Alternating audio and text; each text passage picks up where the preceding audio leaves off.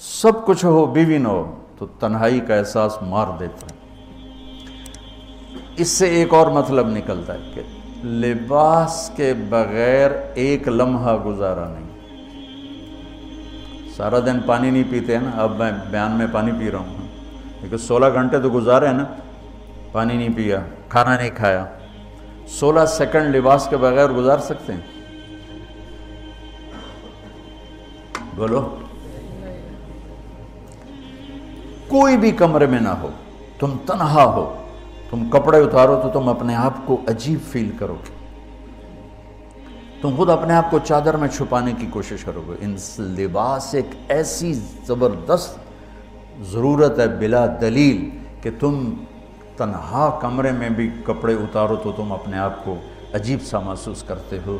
اس سے پتہ چلا کہ بیوی کے بغیر کوئی زندگی نہیں ہے اور خامد کے بغیر عورت کی کوئی زندگی نہیں ہے۔ یہ ہمارا بدبخت معاشرہ ہندی کہ کسی بچی کو طلاق ہو جائے وہ گل سڑ کے مر جاتی، اس کی شادی نہیں ہوتی۔ کوئی جوان بچی بیوہ ہو جائے وہ سسک سسک کے مر جاتی، اس کی شادی نہیں ہوتی۔ کوئی 40-50 سال کا ہو جائے مرد، اس کی بیوی مر جائے، کوئی اس کو لڑکی دینے کے لیے تیار کوئی نہیں۔ اور لباس کا لفظ بتاتا ہے کہ شادی کے بغیر انسان ننگا ہے، اور ننگے انسان کا کوئی کہیں بھی گزارا نہیں ہے۔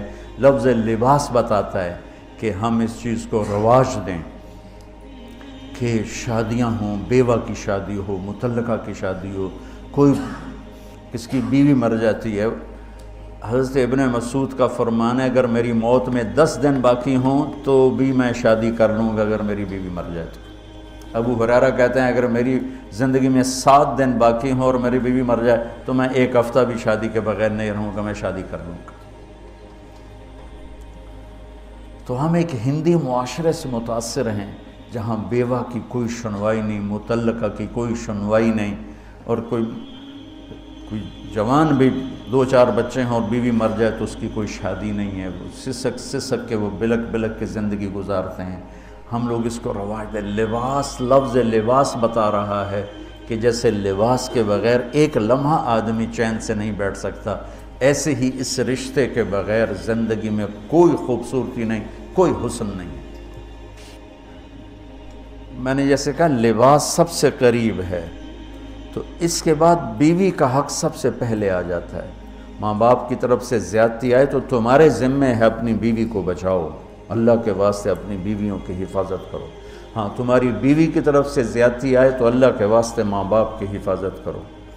تو اس کا مطلب یہ نہیں کہ تم ڈنڈا اٹھا لو، اپنے اخلاق ایسے بناؤ، سپرنگ بن جاؤ، سپرنگ جو فریشر سے کو قبول کر کے دب کے نیچے چلا جاتا ہے۔ نیچے جانے میں جڑ جانے کا نظام چھپا ہوا ہے کہ جھک جاؤ، ماں باپ ناراض ہو ان کے پاؤں پکڑ لو، بیوی ناراض ہو اس کے پاؤں پکڑ لو۔ ذلت میں عزت چھپی ہوئی ہے، ساری زندگی کا تجربہ بتا رہا ہوں۔ ذلت اللہ کی رضا کے لیے ذلت اٹھانے میں عزت چھپی ہوئی ہے۔ ہن لباس لکم، کتنا ہی مجھے غصہ چڑھا ہو میں اپنے کپڑے پھاڑوں گا، مجھے غصہ آ گیا میں نے اپنے کرتے پھاڑنے میں، کسی یہ پاگل تو کرے گا، سمجھدار دوئے دا کرتا پاڑے گا، اپنا نہیں پاڑے گا۔ اب مجھے بیوی پہ غصہ چڑھ گیا تو میرا لباس ہے، اس کو تار تار کر دوں، گالیاں دوں، تھپڑ ماروں، تو ایسا ہی جیسے میں اپنے کرتے کو پھاڑ رہا اور اپنے کرتے کو تار تار کر رہا۔ بیوی کو غصہ چڑھے تو وہ اپنے کپڑے پھاڑتی ہے۔